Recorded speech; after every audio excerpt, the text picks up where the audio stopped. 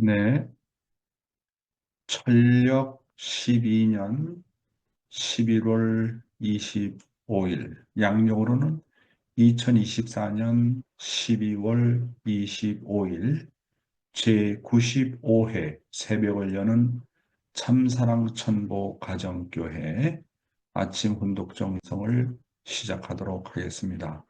먼저 천지인 참 부모님께 우리의 마음을 묶어서 경배를 올리도록 하겠습니다. 천지인 참 부모님께 경배.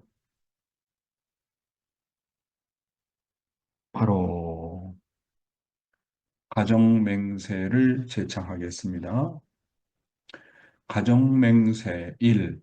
천일국 주인 우리 가정은 참사랑을 중심하고 본향 땅을 찾아 본연의 창조 이상인 지상천국과 천상천국을 창건할 것을 맹세하나이다. 2.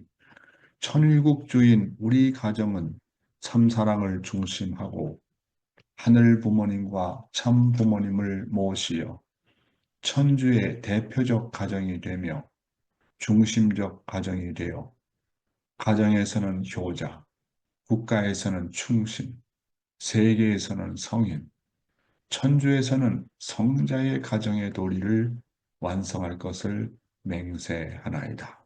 3.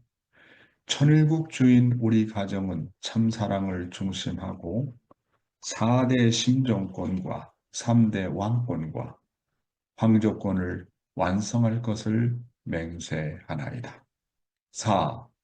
천일국 주인 우리 가정은 참사랑을 중심하고 하늘 부모님의 창조 이상인 천주 대가족을 형성하여 자유와 평화와 통일과 행복의 세계를 완성할 것을 맹세하나이다. 5. 천일국 주인 우리 가정은 참사랑을 중심하고 매일 주체적 천상세계와 대상적 지상세계의 통일을 향해 전진적 발전을 촉진화할 것을 맹세하나이다. 6. 천일국 주인 우리 가정은 참사랑을 중심하고 하늘 부모님과 참 부모님의 대신 가정으로서 천운을 움직이는 가정이 되어 하늘의 축복을 주변에 연결시키는 가정을 완성할 것을 맹세하나이다. 7. 천일국 주인 우리 가정은 참사랑을 중심하고 본연의 혈통과 연결된 위하는 생활을 통하여 심정문화세계를 완성할 것을 맹세하나이다. 8. 천일국 주인 우리 가정은 참사랑을 중심하고 천일국 시대를 맞이하여 절대신앙, 절대사랑, 절대복종으로 신인의 일체 이상을 이루어 지상천국과 천상천국의 해방권과 석방권을 완성할 것을 맹세하나이다.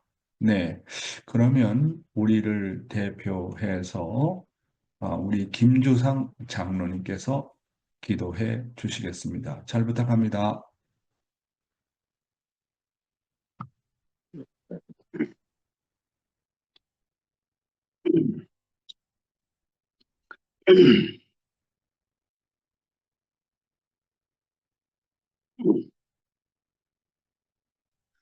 다 함께 기도 올리겠습니다.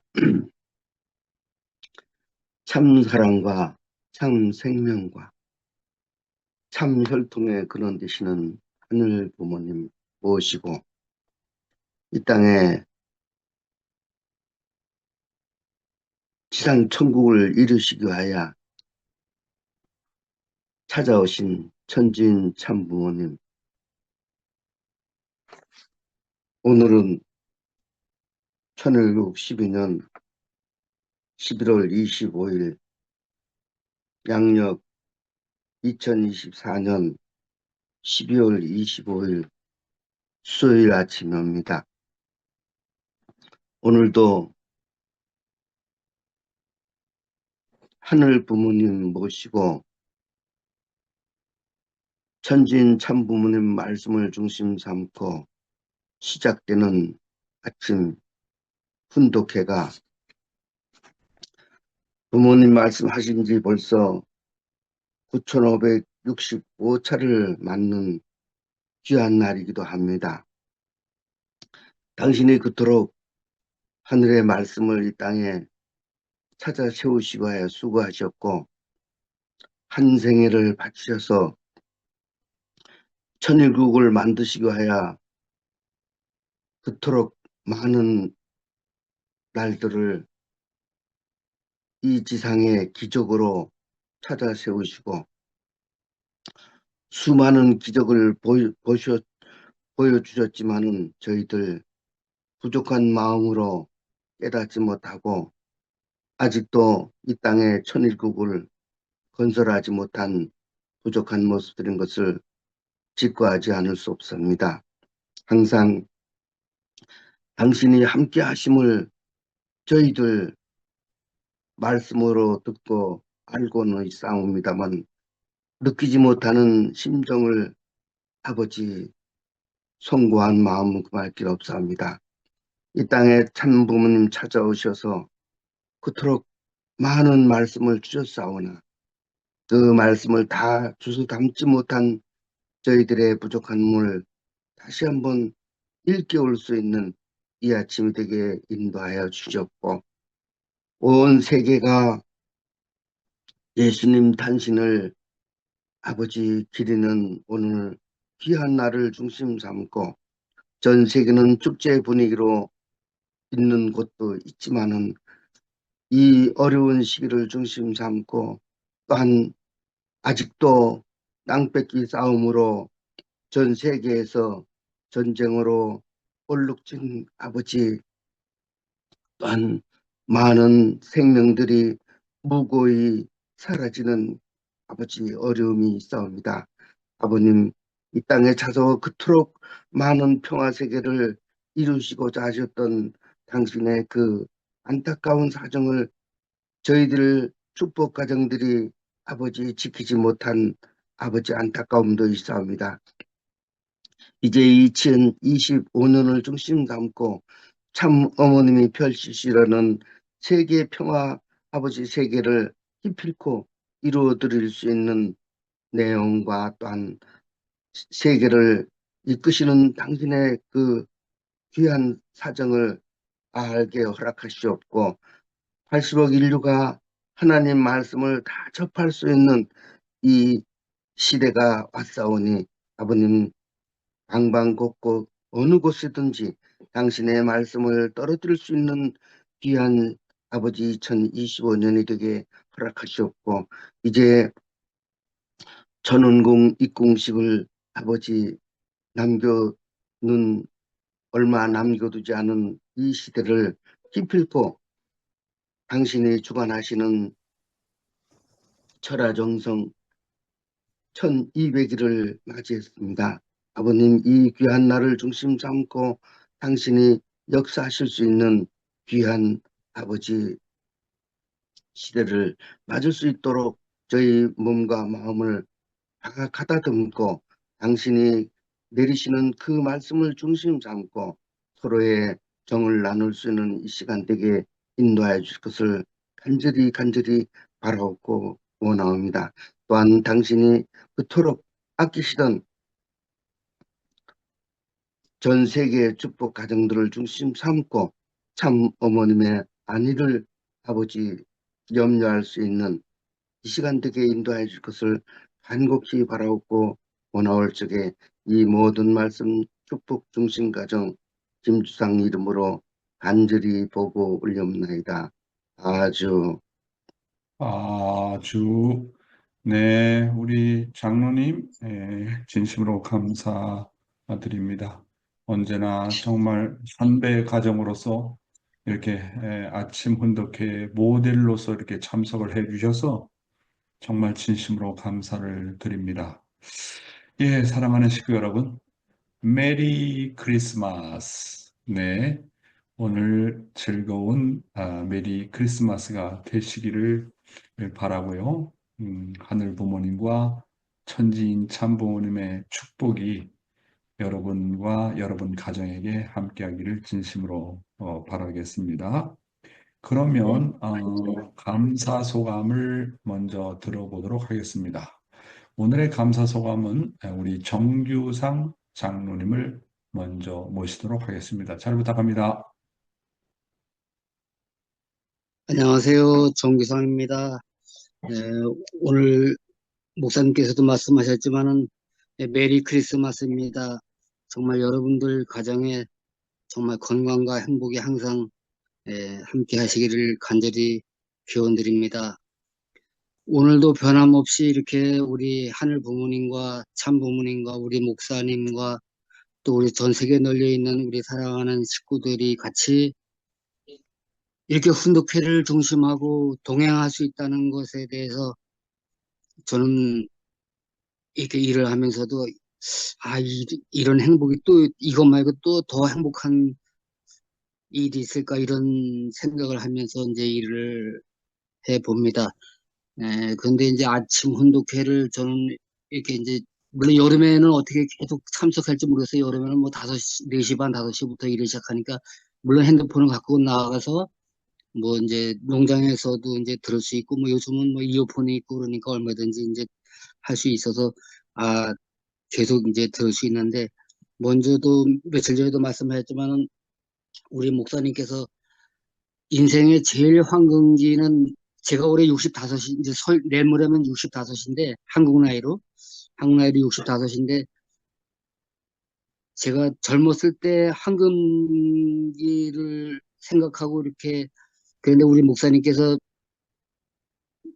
인생의 제일 황금기는 하나님 부모님하고 같은 일심일체 일념 일화를 이루는 그 기간이 가장 황금기라고 말씀을 해 주셔서 제가 그럼 내가 황금기가 과연 얼마나 있었던가를 생각을 해봤는데 물론 뭐 동해 때나 뭐 무슨 행사 때 제가 나름대로 주체가 돼서 많은 준비도 하고 뭐 이렇게 했는데 제가 이렇게 생각을 해보면 160가정 때 버스를 5대, 6대 사람들을 동원해서 뭐 리트렌저스라든가 뭐 설악 콘도라든가 이런 데 데리고 다니면서 이제 축복 활동하고 그럴 때가 가장 황금기였던 것 같았어요. 그리고 이제 내가 그런 일을 또 할 수 있을까라고 생각을 해봤는데, 이제는 못할 것 같다. 이제 나이도 있고 그래서 이제 못할 것 같다라고 이제 정말 황금기는 끝났구나라고 생각을 했는데, 요즘 우리 목사님 말씀을 들으면서 다시 한번 황금기가 찾아왔나 그런 생각을 해 보게 됩니다. 근데 이제 훈독회를 이렇게 정말 우리 목사님께서 매일 말씀하시지만 관습적으로 습관적으로 정말 뭐 체면 때문에 이렇게 참석하는 내가 되지 말고 정말 우리 목사님께서 말씀해 주셨던 우리 부부가 천일 성전이 되고 우리 가정이 천일 성전이 돼야 된다. 그래야 하나님 부모님이 천일 성전에 입궁하실 때 정말 기쁜 마음으로 입궁하시지 않을까 이렇게 생각을 해봤습니다. 그래서 말씀을 그냥 말씀으로 흘리지 말고 내가 정말 실천을 해보자. 그래서 정말 뭐 평소에도 뭐 물론 기쁘게 우리 집사람을 기쁘게 해드리고 뭐 부모님을 기쁘게 해드리려고 뭐 노력은 하지만 더 한번 실천을 해보자. 그래서 이제 요즘 우리 집사람은 매일 철야정성을 가요. 교회에서는 매일 하고 또 금요일 날은 청평에 가서 하고 그러는데, 그래서 이제 아침에, 근데 어떤 날은 좀 빨리 일어나고, 어떤 날은 이제 지금도 지금 자고 있는데, 그래서 제가 한 가지 꼭 실천을 이제 뭐 한 가지만 하는 건 아니지만은 아주 정성을 들여서 지금 우리 집사람한테 정성을 들이는 거는 이 시골에는 뭐 숙지왕이니 인삼이니 뭐 여러 가지 이제 약재들이 많아서 공진단을 여기서 이제 이렇게 여러 사람이 모여서 자기가 가지고 있는 약재들을 모아서 공진단을 이제 만들어요. 겨울에는 뭐 크게 심심하고 뭐 크게 할 일이 없으니까 여기는 영하 15도에서 막 이렇게 왔다 갔다 해요, 요즘. 그러다 보니까 뭐 일을 못하니까 이제 이 공진단이라든가 자기가 가지고 있는 재료들을 모아서 이제 같이 이제 이렇게 만들고 뭐 그러는데 우리 집사람이 이제까지 와서 제가 여름에 이제 서울에 농산물 가지고 올라갔다 내려오면서 가장 자존심 상한 게 여자들이 양산 쓰고 길거리 왔다 갔다 하는 걸 볼 때 나는 왜 남자를 태어나서 이렇게 내 아내를 저렇게는 못해줄 망정 왜 이렇게 고생을 시키면서 살아야 하나 이런 자존심 이런 것 때문에 굉장히 마음이 많이 아팠어요. 근데 그러면서도 또 뭐가 못마땅할 땐 짜증을 냈고 요즘 그런 거 생각을 해보면 우리 목사님 말씀 들으면서 많이 회개를 하고 그래서 요즘은 건강이 사실 저를 만나는 바람에 건강이 사실 안 좋죠. 뭐 농사를 많이 짓다 보니까 그래서 요즘은 공진단을 이제 만들어 가지고 집사람 침대 옆에 일어나서 먹으라고 침대 옆에 갖다 놓으면은 한 두 번, 세 번 먹다 이 양반이 잘 안 먹어요. 약을 잘 안 먹는 스타일이에요. 그래서 요즘은 일어나면은 제일 먼저 집사람한테 자는데 공진단을 한 숟갈을 떠서 이제 입에 넣어주는 게 이제 그게 이제 요즘 실천 뭐 여러 가지 실천을 하지만 이제 특별히 아직 하나도 빼놓지 않고 자는데 가서 입에다가 한 숟갈 넣어주면 이제 그걸 또 받아 먹고 또 자고 그래요. 그래서 정말 내가 정말 이 말씀을 그냥 흘리지 말고 정말 결실을 맺는 천일 가정이 한번 되어서 뭐 어차피 뭐 천국을 가기 위해서 내가 이렇게 해야지 하면은 하는 사람들이 영계 가보니까 지옥에 가 있더라 이런 말씀을 해주셨지만 그래도 물론 그렇게 이기적인 마음을 갖고 하지는 않았지만 내가 이렇게 실천을 해서 천일 가정이 되면은 뭐 어차피 하늘 부모님이 준비하신 그 좋은 영계권에 갈 수 있지 않나. 뭐 꼭 그런 이기적인 마음은 아니지만 내가 실천을 해서 정말 음, 하늘 부모님이 인정하고 또 내가 과연 아침에 훈독회를 통해서 내가 변하고 있는가를 뭘로다가 내가 증명을 해 보이나 이렇게 생각을 해보니까 사람들이 나를 쳐다보면서 많이 웃는 사람이 한 사람 한 사람 더 늘어나는 그것이 과연 잣대겠구나 싶어서 그래서 음, 될 수 있으면 주변 사람들한테 좀 뭐 하나라도 더 주고 음, 그러면은 그 사람들이 나를 보면 더 웃어주고 그러니까 웃음이 늘어나는 주변 사람들을 보고 내가 변화하는 모습을 측량해 봐야 되겠다 이런 생각을 네. 해보면서 정말 여러 식구님들 같이 이 아침 훈독회 동행을 할 수 있음에 진심으로 행복하고 진심으로 감사를 드리고 오늘 말씀 소감이 좀 길었는데 정말 감사합니다. 네, 감사합니다. 야, 우리 정 장로님의 말씀을 들을 때마다 정말 이분은 그냥 말씀을 듣고 그냥 관념적으로 흘러보내는 것이 아니라, 아이고, 말씀대로 살려고 정말 몸부림을 많이 치고 계시는구나 하는 것을 정말 절절하게 느끼게 됩니다. 여러분, 황금기, 어머님이 이제 참부모님을 모시고 사는 기간이 황금기가 아니겠습니까? 아버님은 벌써 영계 가셨고, 어머님은 참부모님은 6천년 역사에 딱 한 번밖에 오지 않잖아요. 그러니까 이 시대에만이 참부모님과 더불어 우리가 살 수 있으니까 어머님과 하나 되어서 일하는 이때가 황금기입니다. 그리고 두 번째 황금기라고 하는 것은 내가 늘 하늘과 더불어 참부모님과 더불어 살면 그것이 황금기입니다. 그런데 하나님과 참부모님을 떠나서 사는 삶은 황금기가 될 수 없잖아요. 그래서 정말 우리가 하루하루의 삶을 얼마나 하늘 부모님과 참 부모님과 일심일체 일념을 이루어서 사느냐 하는 것을 늘 우리가 생각해 봐야 된다고 생각합니다. 좀 시간이 지났지만 우리 모리시타 카오리상을 모셔보겠습니다. 잘 부탁합니다. 네, 안녕하세요. 메리 크리스마스입니다. 네, 음, 제가, 감사의 소금은 정말 이 훈독회를 진행해 주시는 하나님이 계신다는 건데, 그거는 제가 2010년에 아직 자마버님을 지상에 계셨을 때, 제가 혼자 이제 아버님은 연세가 많으시는데 영계 가시면 어떡하지? 라고 한때 되게 혼자 걱정하고 있을 때가 있었는데, 그때 마침 정말 마침 아버님께서 말씀 실제 선포를 해주셔가지고, 아, 그거는 그 선포 자체가 아버님께서 만약에 아버님께서 영계 가셔도 지상에서 눈으로 아버님을 못 보게 돼도 말씀을 순독하면은 그 속에 하나님 계시고 아버님 음, 계시고 거기에 가르침이 있다는 것을 너무 그렇죠. 와닿았어요.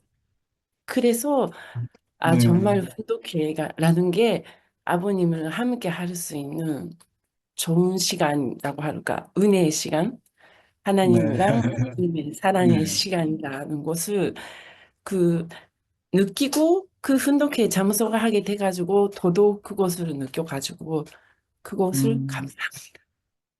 네. 아이고, 우리 모리시다 가오리상, 예, 진심으로 감사드립니다. 예, 그렇죠. 네. 아, 오늘은 저기 참 부모님을 근 50년 동안 모셨던 참 부모님의 특별 보좌관이었던 김효율 회장님이 이제 77세의 일기로 이제 생을 마감하시고 이제 한 40분 이후에는 또 생방송으로 성화식이 아마 진행될 것으로 보고 있습니다. 네, 다시 우리 한번 그 김효율 회장님께 우리가 훈독회 끝나고 좀 기도하는 시간을 갖도록 하겠습니다. 그러면 훈독회를 시작하겠습니다. 네, 오늘도 조국 광복과 참어머님의 성수 무강을 위해서 한국뿐만 아니라 전 세계에서 정성을 들여주시는 사랑하는 전일구 식구 여러분, 안녕하세요.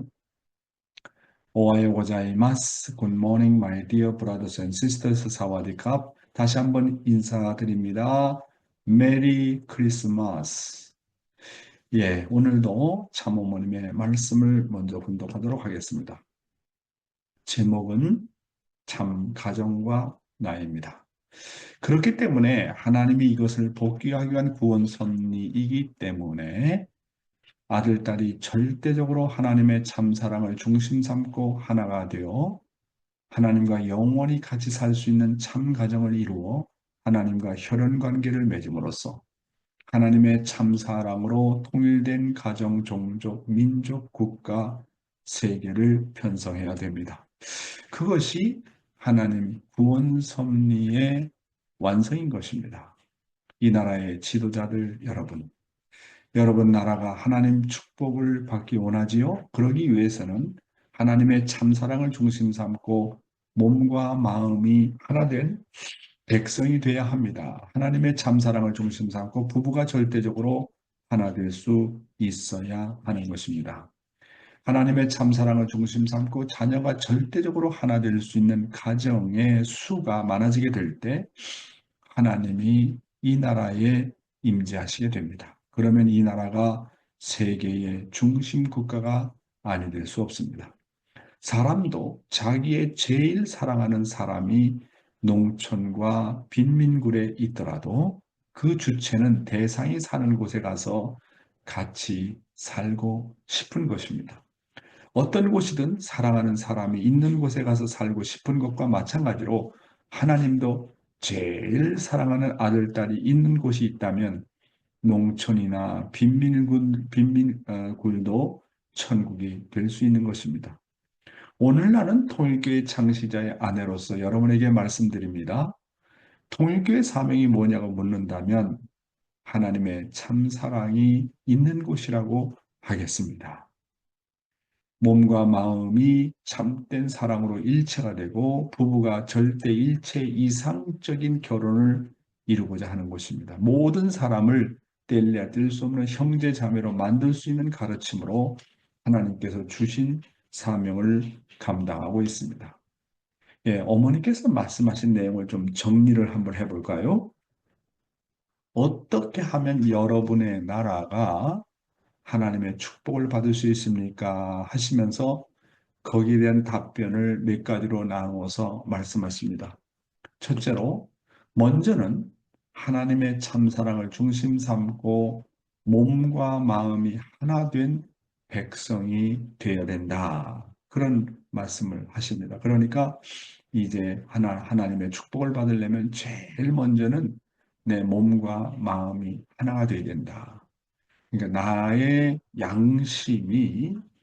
양심을 정말로 하나님으로 받들어서 살아야 되고, 그렇게 되어 가지고 그것이 점점점 확대되어 가지고 하나의 백성을 이루어야 된다. 두 번째는 하나님의 참 사랑을 중심으로 하고 부부가 절대적으로 하나 될 수 있어야 하나님의 축복을 받을 수 있다고 하는 겁니다. 몸과 마음의 통일도 어려운데 부부가 절대적으로 하나 된다는 그 기준이라는 것은 타락한 인간으로서는 보통 도전이 아닐 수가 없죠. 세 번째로, 하나님의 참사랑을 중심 삼고 자녀가 절대적으로 하나 될 수 있는 가정의 숫자가 많아야 된다. 그 세 번째로 어려운 것은 뭐냐면 부자 통일입니다. 그렇잖아요. 부모와 자식의 통일이 제일 어려워요. 그래서 3대 통일이 제일 어려운 겁니다. 첫째, 가장 어려운 게 몸과 마음의 통일이 어렵고, 두 번째, 부부 통일이 정말 어렵고, 세 번째 가장 어려운 것이 뭐냐면 부모와 자식이 통일되기 어려운 겁니다. 그래서 이 3대 통일만 되면 해결하지 못할 것이 없다고 하는 겁니다. 그런데 가장 문제가 되는 게 이거 아닙니까? 우리는 매일매일 몸과 마음이 싸우고 있잖아요. 두 번째로, 우리는 부부가 정말 하나 되는 것보다도 부대끼는 경우가 많잖아요. 세 번째, 자식이 마음대로 안 되잖아요. 그렇잖아요. 자식이 부모가 원하는 대로 안 되잖아요. 부모와 자식의 통일이라는 게 또 어려운 과제입니다. 이거는 우리가 정말 죽을 때까지 도전해야 될 그런 과제인 것입니다. 다 모든 가정이 정도의 문제지, 이 문제 때문에 근심하고 걱정하고 이 문제 때문에 다 갈등하는 거 아니겠습니까? 결국은 이런 3대 통일을 이룰 수 있어야 하나님의 축복을 받을 수 있다. 그렇게 말씀을 하고 계신 겁니다. 그래서 이런 3대 통일을 한 기준 위에서 여러분의 나라에 하나님이 임재하시고 여러분의 나라가 세계의 중심 국가가 되어서 하나님의 축복을 받을 수 있다. 이렇게 얘기를 하는 겁니다. 오늘 우리 정규상 장로님께서 말씀하셨지만 내년 4월 13일 날 이제 천원궁이 천일성전이 하늘 앞에 봉헌이 됩니다. 그럼 하늘 부모님이 바라볼 때 섭리적으로 국가적인 차원에서 세계적인 차원에서 천일성전을 봉헌하는 것도 중요하지만 거기에 참여하는 개인과 축복 가정들이 얼마나 개인적으로 볼 때는 천일성전이 되었느냐, 하나님이 임재할 수 있는 천일성전이 되었느냐, 우리 가정에, 우리 부부에, 그리고 부모와 자식 간에 하나님이 임재할 수 있는 천일성전이 되었느냐, 우리 종족이 하나님이 임할 수 있는 천일 성전의 종족이 되었느냐, 그런 기준을 가지고 우리가 내년 4월 13일 날 천원궁 입궁식에 참여를 해서 정말로 그날이 복된 날이고 거룩한 날이고, 내가 건물을 놓고 축하하는 것보다도 여러분 자체가 그렇게 천일 성전이 된 것에 너무너무 고맙다, 감사하다. 내가 지금부터 너에게 임하고 너희 가정에게 임하고 너희 부부에게 임하고 너희 교회에게 임하고 너희 나라에 임재하고 싶다. 그렇게 하늘이 축복을 해줄 수 있다고 한다면 그거 이상 자랑스러운 일이 어디 있겠나 하는 것을 생각하게 됩니다. 정말 나는 천일 성전이 되어가고 있는가? 정말 내 마음에 하나님이 임해서 내 몸이 거룩한 몸이 매일매일 정말 거룩하게 화한다, 성화되고 있느냐 하는 것을 생각이 될 때 늘 하늘 앞에 죄송스럽고 부끄러운 마음을 금할 길이 없습니다. 다음 내용에 또 어머님께서 언급하신 말씀이 통일교회 사명이 뭐냐? 첫째로, 모든 곳을 하나님의 참사랑이 머물 수 있는 천국으로 만들어야 된다. 우선은 내 개인, 내 가정과 내 종족, 그리고 더 나아가서 우리 주변이 하나님의 참사랑이 머물 수 있는 천국으로 만드는 것이 통일교의 사명이라고 말씀하시고, 두 번째 또 아주 중요한 말씀을 했습니다. 우리는 어떤 곳이든지 사랑하는 사람이 있는 곳에 가서 살고 싶은 것과 마찬가지로 하나님도 제일 사랑하는 아들, 딸이 있는 곳에 있고 싶어하는 곳으로 만들어야 된다고 하시면서 그곳이 바로 천국이다 그런 말씀하셨습니다. 아버님 말씀 가운데 제가 또 감동을 받은 내용이 뭐냐면 여러분 어디에 가고 싶습니까? 어디에 머물고 싶습니까? 나를 누가 제일 많이 생각해주고 나를 누가 제일 사랑해주느냐? 그곳에 가고 싶잖아요. 그러면서 아버님 하시는 말씀이 하나님도 똑같대요. 지상에 80억의 인류가 살고 있고 영계는 지금까지 지상에 살다가 왔다 간 사람의 수천억의 사람들이 살고 있다고 생각해 봅시다. 그러면 하나님의 마음이 어디에 가서 머물고 싶어 할까요? 물론 하나님의 존재를 인정하고 있는 사람들이 있고 그렇겠지만 그럼 하나님의 인정을 하고 하나님을 부모로 생각하는 사람들도 물론 있겠지만 가장 중요한 것은 자식으로서 누가 하나님을 제일 생각해 주느냐, 누가 하나님을 제일 사랑해 주느냐, 누가 하나님을 시도 때도 없이 24시간 365일 생각해 주느냐, 그곳에 하나님도 가고 싶어 한대요.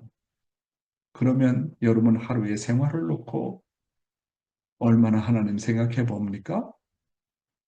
얼마나 하나님을 그리워합니까?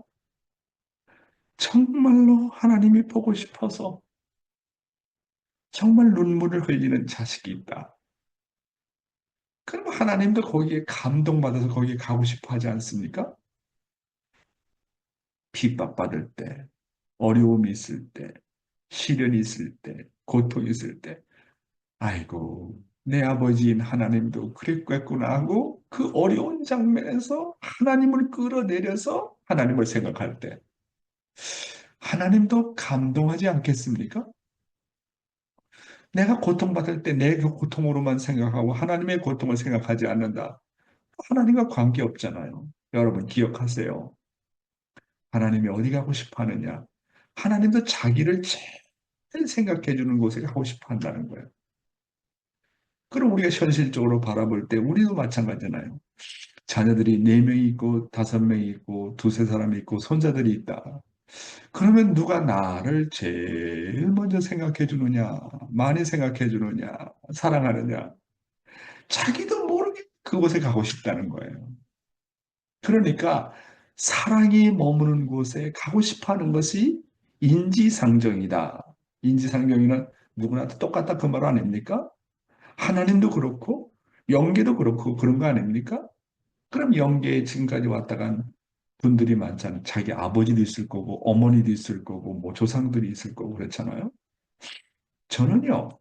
저희 할아버지 할머니 얼굴을 보지 못했어요.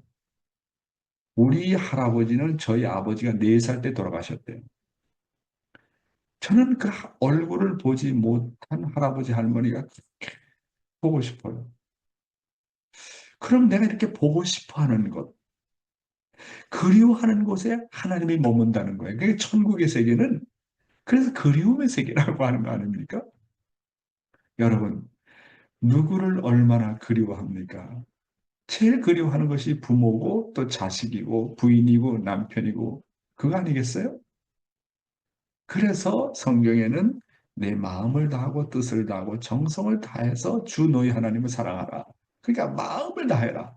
마음을 다하는 곳에 하나님이 오신다는 거예요.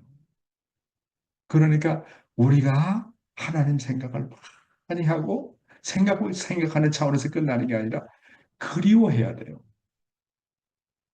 영계 가신 아버님만 생각하면 눈물이 뚝뚝뚝뚝 떨어집니까? 정말 그 아버님 생각하면 정말 보고 싶습니까? 그래요, 안 그래요? 그리워하는 곳에, 보고 싶어하는 곳에 하나님도 임하신다 하는 겁니다. 그런 곳을 만드는 것이 천국이다. 그게 통일교의 사명이라고 말씀하시는 거죠. 세 번째는 참사랑이 머물게 하려면 몸과 마음이 참된 사랑으로 일체가 되고 부부가 절대 일체 이상적 결혼을 이루는 모델이 만들어야 된다. 제가요, 물론 몸과 마음을 통일하는데 뭐 금식도 해야 되고 희생해야 되고 위에서 사는 마음도 있고 다 그렇지만 몸과 마음이 하나, 몸과 마음이 하나 되는 비결을 제가 아버님의 말씀을 통해서 발견했는데 그거는 뭐냐면 내 마음 가운데 효심이 있으면 돼요. 내 마음 가운데 효의 심정, 효정이 있으면 돼요. 정말 하나님을 사랑하고 정말 아버님을 사랑하고 어머님을 사랑하면 그 사랑하는 마음이 내 마음을 점령하면요. 그 효정의 마음이 내 마음 가운데 있으면 그 마음이 내 몸을 주관하면 절대로 죄를 저지를 수 없어요. 몸과 마음이 하나 되지 않을래 않을 수 없어요. 그러니까 효정의 마음으로 몸을 주관하라 하는 게 진리 아닙니까? 그러니까 하나님을 정말 사랑하는 효정의 마음이 있으면 몸을 주관합니다. 하나님을 진정으로 사랑하는 효정의 마음이 있으면 어떻게 부부가 싸울 수 있고 형제자매 간에 싸울 수 있어요? 그러니까 몸과 마음의 통일의 비결은 하늘을 사랑하는 효정의 마음입니다. 그렇잖아요? 그 효정의 마음이 사랑보다 더 깊잖아요. 심정은 사랑보다 더 깊잖아요. 그 마음으로 정말 몸과 마음이 하나 되고 그 효정의 마음으로 부부가 하나 되고 그 효정의 마음으로 형제자매를 사랑하고 그 효정의 마음으로 나라를 사랑하고 세계를 사랑하는 거 아닙니까? 그러니까 가장 근본된 거는 효정이구나. 그 효정이라는 단어를 처음으로 선포하신 분이 어머님이신데 어머님은 원리의 핵심을 알고 계시는구나. 그래서 제가 감동받았어요. 다음으로 참사랑으로 모든 사람을 뗄래야 뗄 수 없는 형제 자매로 만들 수 있는 모델을 만들어야 된다는 겁니다. 그러니까 그것이 어떤 내 몸과 마음, 내 어떤 부부, 가정만 이루는 것이 아니라 한 단계 더 넘어가서 내 주위의 사람들의 형제 자매를 심정적으로 뗄래야 뗄 수 없는 나자, 너자, 너자, 나자의 이성성상의 관계를 만드는 것이 바로 통일교의 사명입니다. 그래서 이런 모든 말씀을 한마디로 요약하면 통일교의 사명은 뭐냐면 정든 사람을 많이 만드는 거예요. 하나님을 중심 삼고 정든 사람을 많이 만들고 내가 보고 싶어하는 사람이 많아지고 많은 사람들이 나를 보고 싶어하고 그래서 소생급은 뭐냐면 소생급은 내가 뭐냐면 내가 정말 보고 싶어 하는 주체자, 대상을 많이 만드는 겁니다. 그리고 나를 보고 싶어 하는 사람들을 많이 만드는 것이 우리의 사명이다. 그게 심정적인 관점에서 볼 때 그렇다는 겁니다. 그래서 전도니 여러 가지 얘기가 나오지만 한마디로 얘기하면 내가 보고 싶은 주체자를 만들고 나를 보고 싶어 하는 대상을 만드는 거. 그게 통일교회의 사명이라는 겁니다. 내적으로 보면 그렇습니다. 네, 오늘 생활 원리는 다시 다룹니다만은 무용실체 세계와 유용실체 세계인데요. 시간 관계상 본문의 내용은 생략을 하고 바로 아버님의 말씀에 들어가 보도록 하겠습니다. 몸과 마음 그리고 생심의 3단계입니다. 하나님하고 선생님이 하나 되었으면 그 하나 된 선생님하고 여러분이 하나 돼야 된다고요. 그게 3단계라는 겁니다. 소생, 장성, 완성이라는 거예요. 그렇기 때문에 3단계예요. 3단계. 소생, 장성, 완성 하나예요. 하나. 그 나라는 존재는 언제나 3단계 기반 위에 섰다는 것입니다. 보라고요. 요 얼굴 이것도 3단계라고요. 3단계. 눈도 초점이 맞아야 되고 코도 초점이 맞아야 되고 입도 초점이 맞아야 되고 전부 다 삼수를 맞추는 거라고요. 여러분이 뭘 잡을 때도 삼수입니다. 전부 그렇게 되어 있어요. 그렇지요? 예. 그렇기 때문에 삼수 원칙을 기반으로 해서 천지가 창조되었다는 것을 여러분이 알아야 된다고요. 우리는 몸뚱이, 마음은 영생한다고요. 마음 가운데 하나님이 임재하시게 되면 생신이라는 것이 있어가지고 3단계라고요. 예, 말씀을 정리해 보면 간단합니다. 하나님은 소생, 장성, 완성의 삼수를 중심 삼고 천지를 창조하셨고 운행을 하신다고 하는 겁니다. 그래서 나라고 하는 존재는 이 3단계의 기반 위에 서 있다고 하는 것이죠. 얼굴을 보더라도 이제 입이 소생 단계, 만물을 상징하지 않습니까? 그 다음에 그 사람의 코는 장성 단계, 코는 사람을 상징하기 때문에 그 사람의 코를 보면 그 사람의 성격을 안다고 그랬잖아요. 그 다음에 제일 위에가 완성 단계, 눈입니다. 그 사람의 눈을 보면 조상들을 알 수 있고 뭡니까? 하나님을 알 수 있다고 그러잖아요. 그 사람의 눈을 보면 그 사람의 마음이 얼마나 맑은지, 깨끗한지. 그래서 눈에 이렇게 입과 코와 눈의 3단계로 되어 있다고 하는 것입니다. 모든 게 다 삼수로 되어 있잖아요. 그 사람의 입을 보면 그 사람의 만물의 운세를 알 수 있고, 코를 보면 그 사람의 인성, 인격을 알 수 있고, 눈을 보게 되면 그 사람의 조상, 그 사람의 뭡니까? 마음 세계를 구체적으로 알 수 있다고 하는 겁니다. 이렇게 모든 것이 삼수를 중심 삼고 초점이 맞아야 된다고 말씀하셨습니다. 예를 들면 양쪽 눈은 어떤 보이는 대상을 중심 삼고 초점을 맞추는 것과 같다. 이렇게 말씀하십니다. 그래서 인간의 삶도 몸과 마음 그리고 생심을 중심한 3단계의 삶을 산다고 얘기하는 겁니다. 그래서 몸은 언제나 우리가 먹고 마시고 자야지만 우리가 유지가 되잖아요. 그리고 마음은 어떻게 살아가야 되느냐? 마음은 언제나 양심이라는 거. 제가 늘 양심이라고 얘기하는 것은 아버님도 양심에 대해서 말씀을 많이 하시는데 여기서 양심은 세상 사람들이 얘기하는 양심이 아니고 본심을 놓고 얘기하는 겁니다. 마음은 양심에 따라서 선하고 유의하게 살려고 하는 겁니다.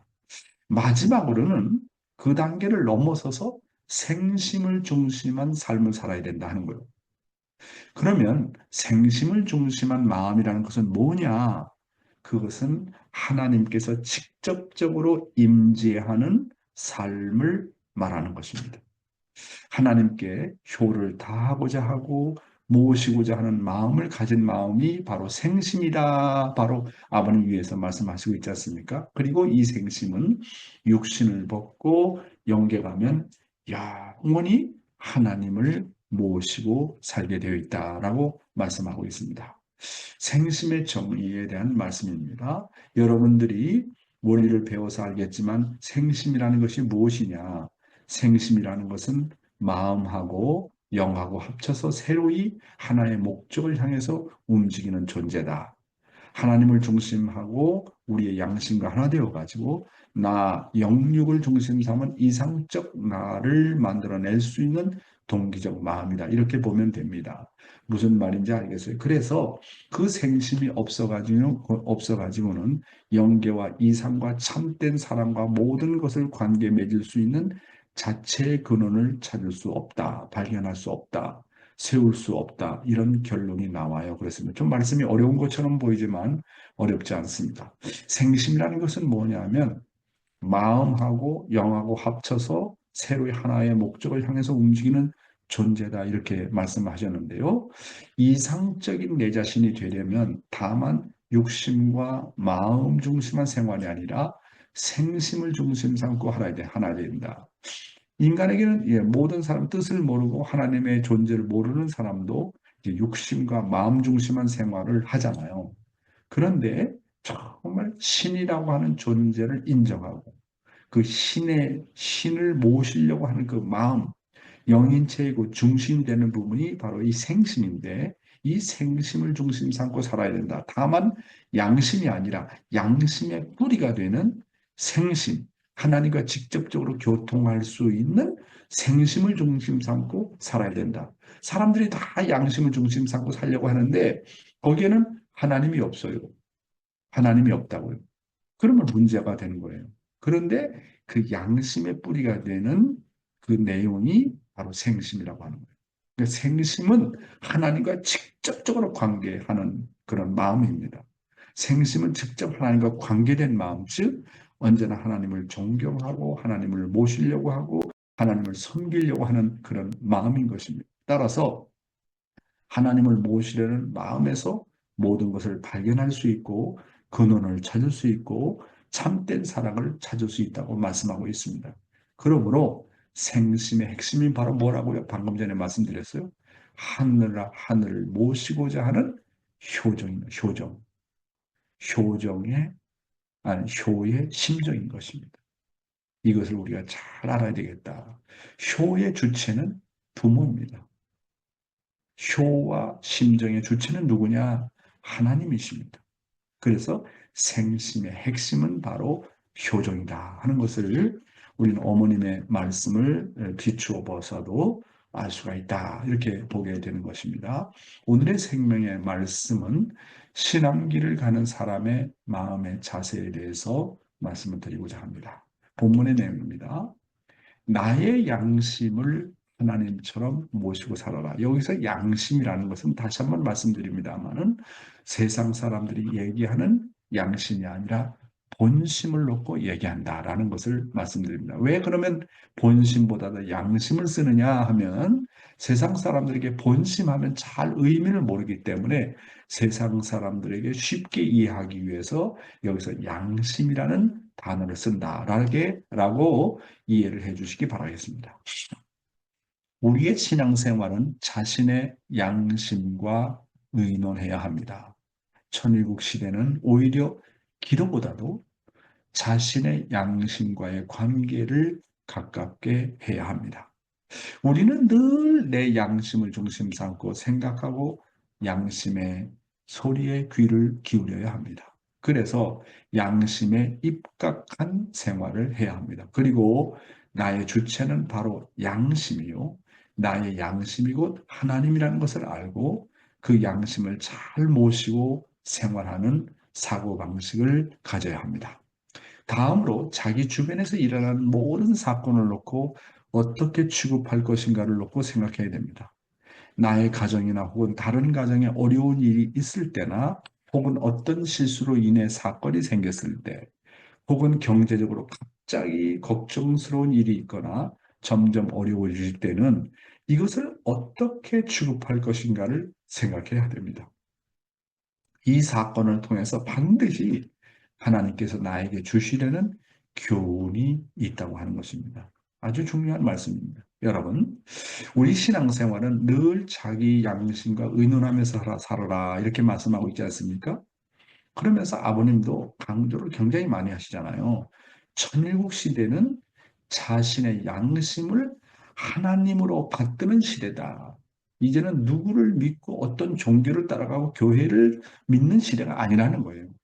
지금 천일국 시대는 자기의 양심을 하나님으로 모시고 사는 시대라고 말씀하셨습니다. 그래서 늘 본심의 소리에 귀를 기울이라고 하는 겁니다. 왜냐하면 아버님의 말씀에 따르면 우리의 양심은 나의 영원한 스승이고 부모고 그 다음에 주인이기 때문에 그렇습니다. 그래서 이 양심은 정말 내가 조금이라도 잘못하면 바로 가르쳐 줍니다. 양심이 나에게 걱정을 하고 야단을 합니다. 그렇게 하면 안 돼. 하고. 그러니까 양심은 나의 영원한 스승이에요. 그 다음에 부모입니다. 영원한 부모. 양심은 그래도 부모라. 그래도 위해줘라. 그래도 줘라. 그래도 용서해야 되지 않겠니? 그래도 사랑을 베풀어야 되지 않겠니? 부모입니다. 부모. 그 다음에 주인입니다. 어디든지 정말 내 책임을 강조합니다. 그건 네 책임이야. 자식이 그렇다 하더라도 그 자식을 품고 나가야 되지 않겠니? 어? 그래서 주인으로서 이렇게 해야 되지 않겠니? 그렇기 때문에 양심은 나의 영원한 스승이요, 부모요, 주인이고 하나님이십니다.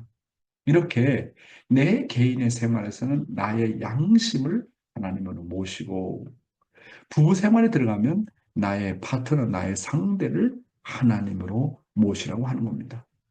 그렇다고 무조건 나의 파트너가 그래서 중요한 거는 뭐냐면 나의 파트너가 제일 좋은 방법은 나의 파트너가 무조건 나의 아벨이라고 생각하고 모시라고 하는 겁니다.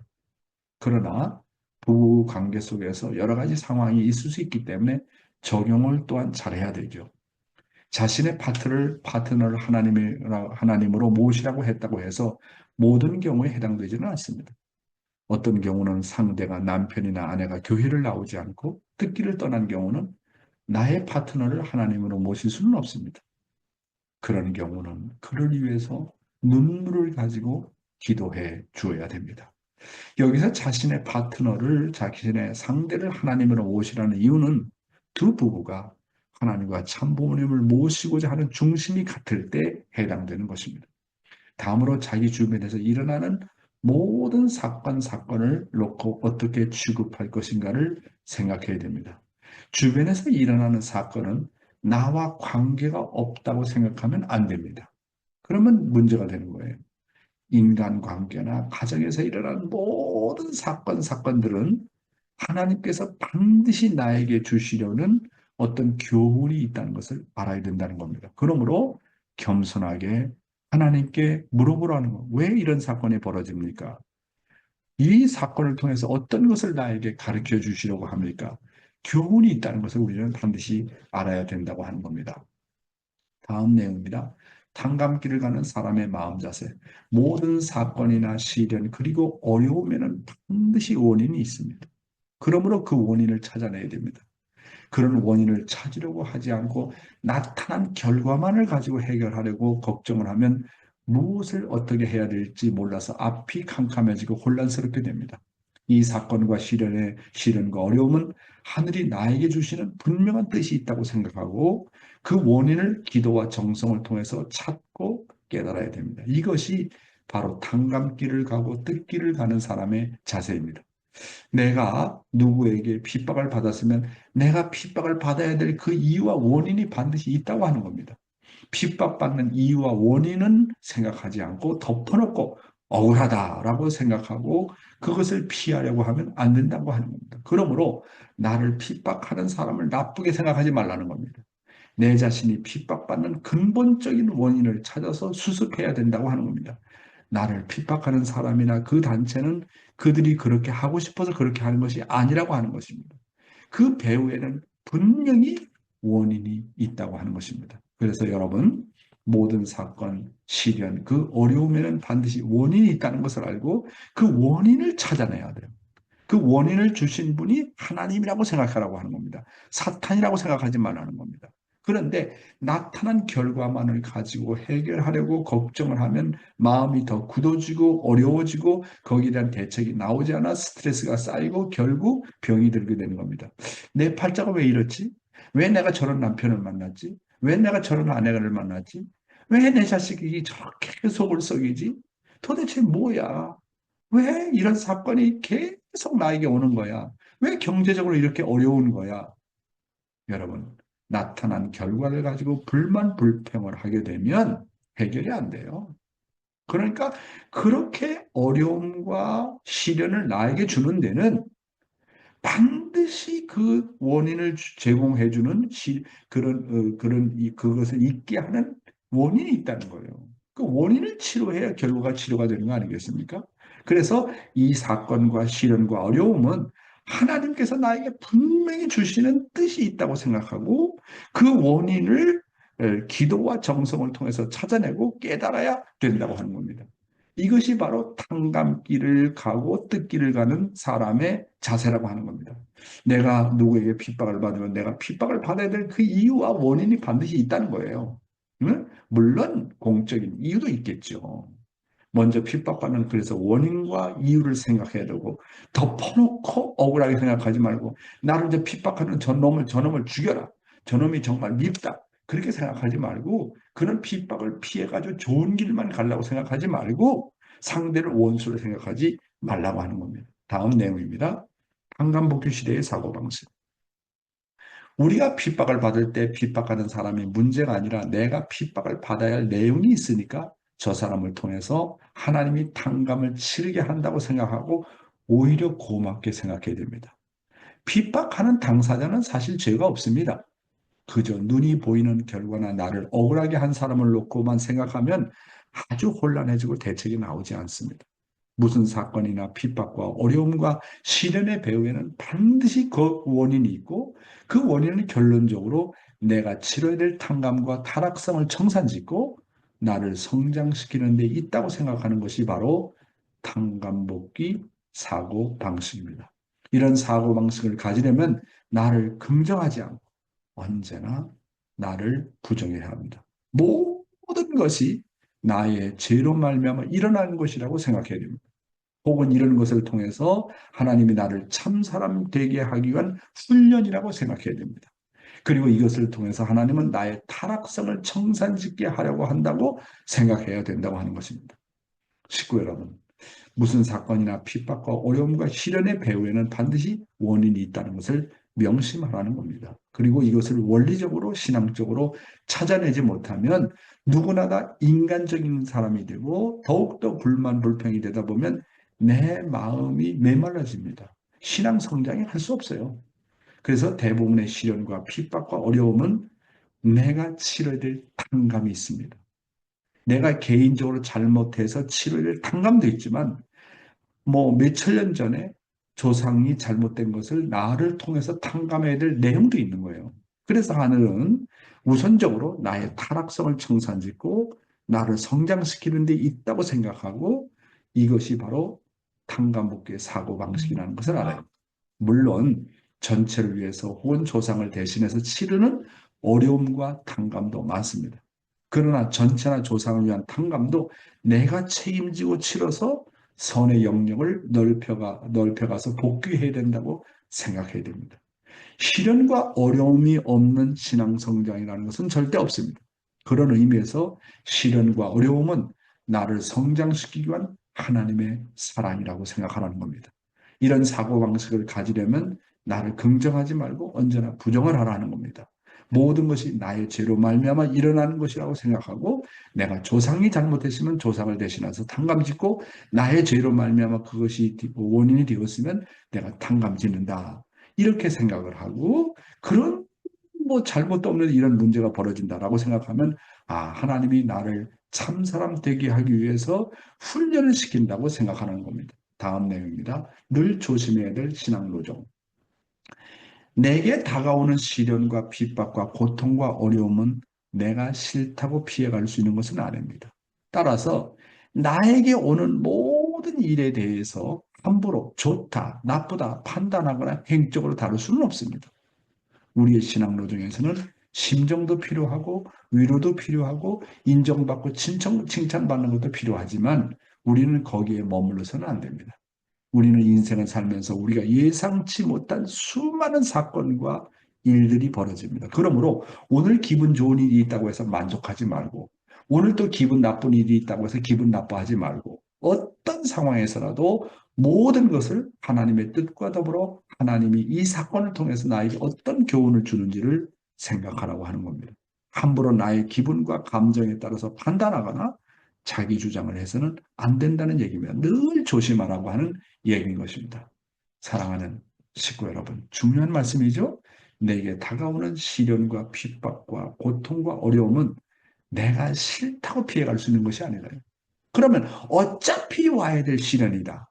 어차피 와야 될 고통이고 어려움이다. 어차피 와야 될 탕감 노정이라고 한다면 적극적으로 치르라고 하는 거예요. 적극성을 띠고 자발적으로 대처하라는 거예요. 따라서 내게 닥치는 모든 일에 대해서 함부로 내가 뭐 기분 나빠하거나 불만 불평하거나 왜 나는 나의 부인 때문에 이런 길을 가야 되고 왜 저런 남편 때문에 이런 길을 가야 되고 왜 저런 아벨 때문에 이런 길을 가야 되고 억울하다. 그렇게 생각하면 절대 탕감이 안 되는 거예요. 예수가 십자가에 못 박혀 죽을 때 유대민족의 불신 때문에 아담과 해와의 타락 때문에 그렇게 됐다면 그렇게 해서 불만 불평을 했다면 원수도 용서도 할 수도 없고 그렇잖아요. 탕감을 치를 수가 없어요.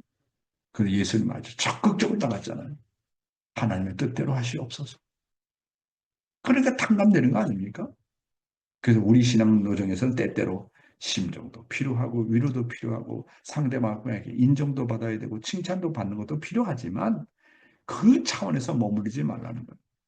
우린 인생을 살면서 우리가 예상하지 못한 수많은 사건이 언제 어떻게 벌어질지 몰라요. 그러므로 어떤 상황에서라도 모든 것을 하나님의 뜻과 더불어 하나님 이 사건을 통해서 나에게 어떤 교훈을 주시는지를 생각하라는 거예요. 자기가 잘못해서 치르는 탕감도 있지만 많은 탕감이 멧돼지의 할아버지 때문에 멧돼지의 할머니 때문에 그 영향을 받아가서 내가 후손으로 치러야 될 탕감도 엄청나게 많다는 거예요. 그러니까 나는 모르지만 선조의 죄로 말미암아 내가 치러야 될 탕감이 내용이 달라요. 어떤 사람은 그냥 어려서부터 가난하게 죽을 때까지 가난한 사람이 있어. 그러면 조상들이 잘못해서 치러야 될 그 탕감이요. 다 달라요, 탕감의 내용이. 그러니까 그 탕감을 치를 때 어떻게 하면 하나님 앞에 동경을 받느냐 하면 감사하게 치르라는 거예요. 내가 조상이 잘못되었다면 내가 대신 탕감 치르겠습니다. 그러면 영계 갔을 때 하나님이 누구를 동정하느냐 하면 그냥 좋은 환경에 자라서 좋은 부모 만나고 좋은 형제 자매 만나고 해서 그냥 스무스하게 어려움 없이 그냥 하나님을 믿고 영계 가는 것보다도 이 지상에서 조상을 대신해서 고생도 지지리하게 하고 정말 고통도 누구보다도 고통을 많이 당하고 탕감도 다른 사람의 비할 수 없이 많이 치르고 그런 자리에서도 감사하면서 하나님이 이렇게 고통당했구나. 우리 조상들이 이렇게 고통당했구나. 거기서 눈물 흘리면서 감사하면서 승리하고 영계 간 사람을 영계에서는 하나님이 제일 기쁘게 생각한다는 거예요. 그러니까 고통을 많이 받은 사람일수록 탕감을 많이 치른 사람일수록 어려움을 많이 당한 사람일수록 하나님께서 동정을 하신다는 겁니다. 동정을 하신다는 거예요. 그렇죠? 그래서 내게 다가오는 사건을 나의 기분과 감정에 따라서 판단하거나 자기 주장을 하다 보면 보다 큰 탕감과 시련이 올 때 극복할 수 없기 때문에 명심하라고 하는 겁니다. 오늘은 신앙길을 가는 사람의 마음 자세에 대해서 말씀을 드렸습니다. 지금 시간이 많이 지났습니다. 예, 여기서 말씀을 마치겠습니다. 네, 감사드리고요. 예, 그래서 오늘 말씀 소감을 한 분만 더 들어보고 마치는 것으로 하겠는데요. 누굴 할까요? 오늘은 우리 또 가죽고상을 모시고 그 말씀 좀 한번 들어보겠습니다. 가죽고상 요러시고 오네가시마스. 테라오 가죽고상. 말씀을 좀 크게 해주세요. 말씀을 크게. 잘 안 들린다고 마이크가.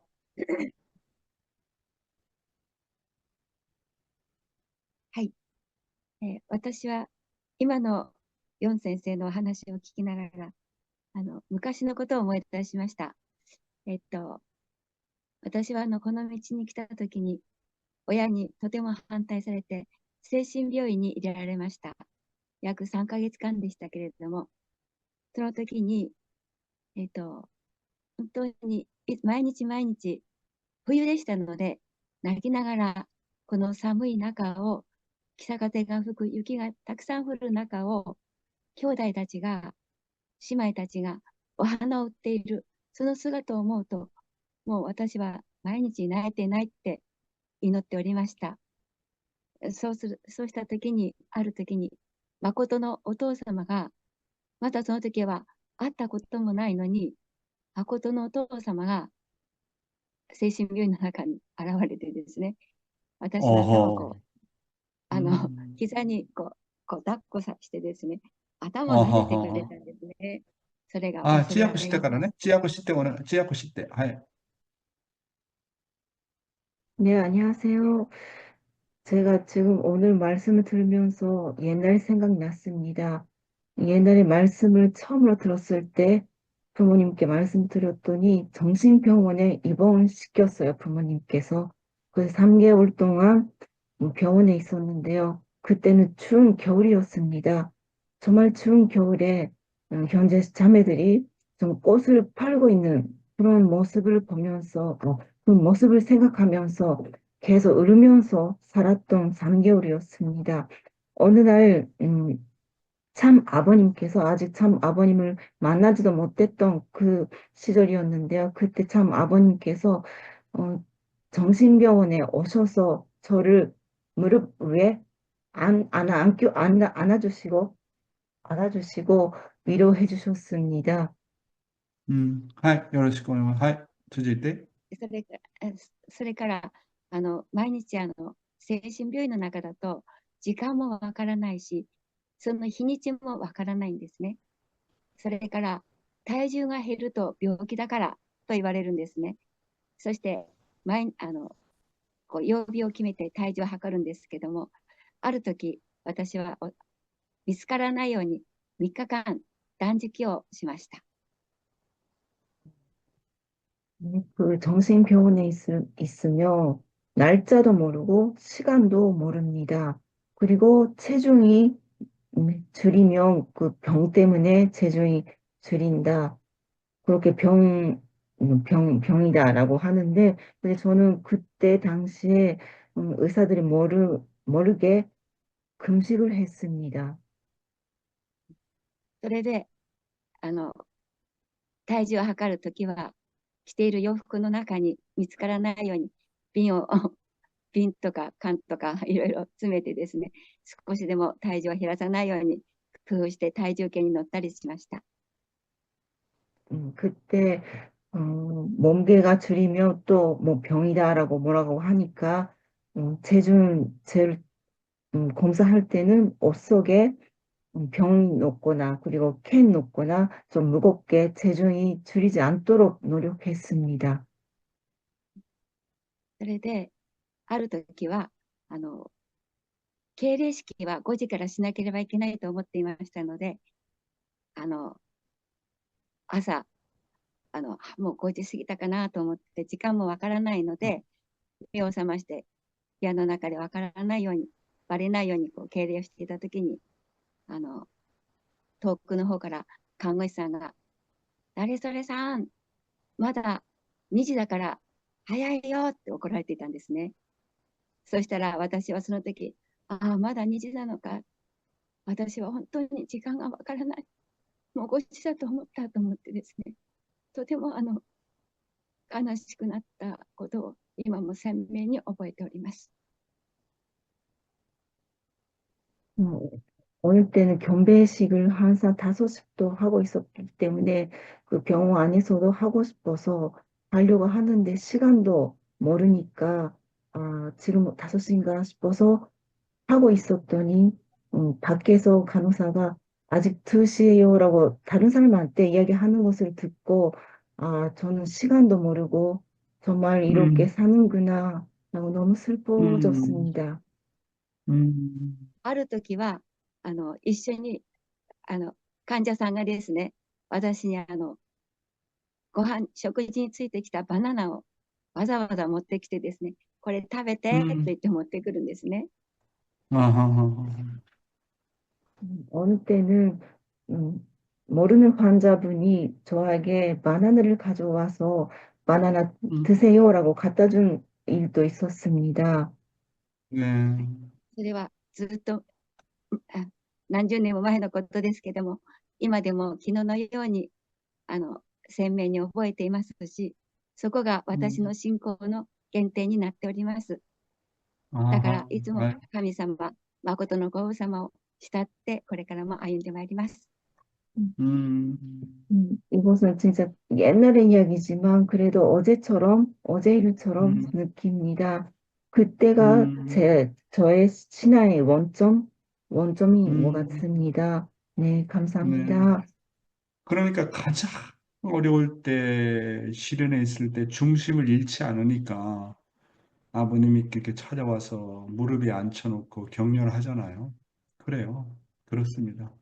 예, 오늘 시간 관계상 우리 테라우상 말씀을 들을 수 있는 시간은 없지만 여러분 오늘 즐거운 크리스마스 잘 보내시기를 바라겠습니다. 그러면 우리 모두 함께 통성기도, 호명기도를 공명기도하는 시간을 갖도록 하겠습니다. 자, 스피커를 온해 주시고 오늘은 좀 짧게 하겠습니다. 자, 부탁합니다. 사랑하는 하늘 친절한 주님,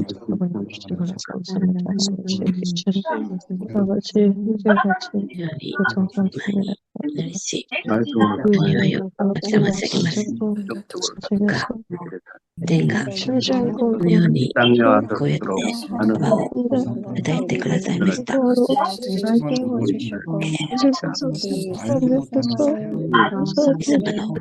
이것을 내가 지금 전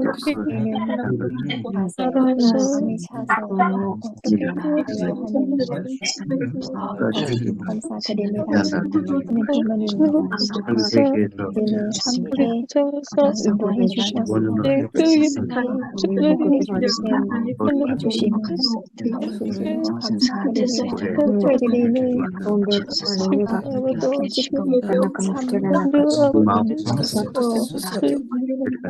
원하는 모든 말씀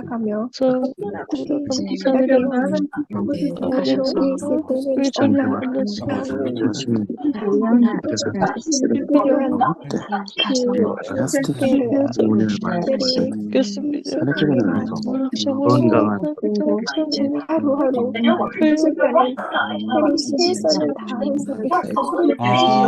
아주입니다. 아주 예, 아주 감사합니다.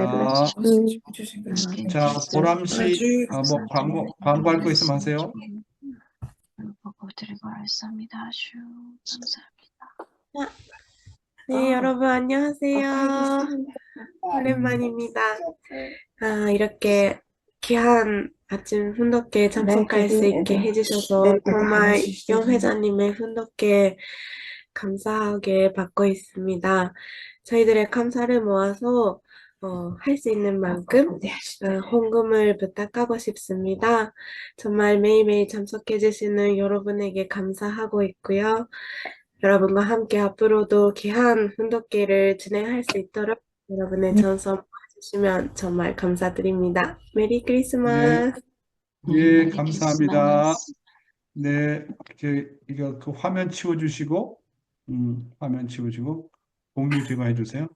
네, 감사하고. 자, 오늘 크리스마스 이브 크리스마스 이브가 아니라 크리스마스 잘 보내시고, 저희들 오늘도 우리 가정들이 다 모여와가지고, 이거 비밀인데, 제가 이제 예배 끝나고 나서 점심 먹고 나서 산타크로스의 이제 빨간 옷을 입고 우리 손자들 5명에게 선물을 몰래 줄 겁니다. 그래서 아주 재미난 프로그램을 오늘 이렇게 만들었어요. 하여튼 여러분들도 좋은 시간 가지시기 바랍니다. 나린 팁시 코코마캅 코데라 사토미상 아리가또 고자이마스. 아이고 보람 옷가상 뭐 이라시아노네 아리가또 고자이마스. 아이고 마고 기대이 돼서 정규상 장로님 감사하고 테라오 가지코상 두분 감사하고 김영수 우리 목사님 감사합니다. 그리고 우리 한효정 시정로 감사하고요. 그 다음에 김주상 장로님 감사합니다. 그 다음에 시모무라상 후보 감사합니다. 사치코 유키마츠상, 차엔 나오미상, 모리사코상, 그 다음에 미치코 쿠보상 감사합니다. 그 다음에 마치야마 사자코상 감사하고요. 사토용 감사합니다. 미오코상 아이고 마고네 치즈르상 하나코씨 마키씨 한사랑씨 감사합니다. 양구 니와씨 그리고 촘찬 파생 감사하고 이마무라상 감사하고요. 그리고 전주 우리 마고가 벌써 와가지고 할아버지 지금 부르고 있네요. 호리끼리상 감사하고 구보타 야스코상 모리시타 카오리상 그다음에 코다마 후후 감사합니다. 마키상 문효원씨 그다음에 타이 패밀리 벤잘라 그다음에 쭈르타니 옥사마 예 아이고 호버트 그다음에 우리 권사님 정말로 감사합니다. 호리끼리상 부부 마니판 나야네시 사카가미상 나병호 장로님 그리고 MK 그다음 나오미 오무라상 시모미 사치코상 위리상 코코마카 유키 카리아스상 예 해피 크리스마스 메리 크리스마스 좋은 하루 보내세요. 감사합니다. 감사합니다. 네, 메리 수고하세요. 크리스마스요. 예.